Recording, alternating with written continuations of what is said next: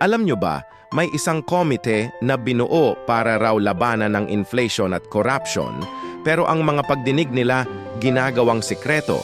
Sabi ng ICI o Interagency Committee on Inflation and Market Outlook, seryoso sila sa pagtugis sa mga mapagsamantala.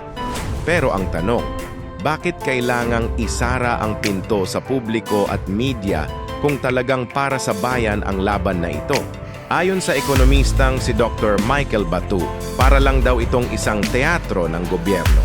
Isang palabas para masabing may ginagawa sila. Kahit sa huli, wala namang malinaw na resulta o napapanagot. Kung tunay ang layunin, hindi ba't dapat bukas ito para makita ng lahat? Ang transparency ay susi laban sa korupsyon. Kung walang itinatago, bakit kailangang magtago? Ano sa tingin nyo? Huwag kalimutang mag-subscribe para sa mas marami pang makabuluhang usapan. Salamat sa panonood.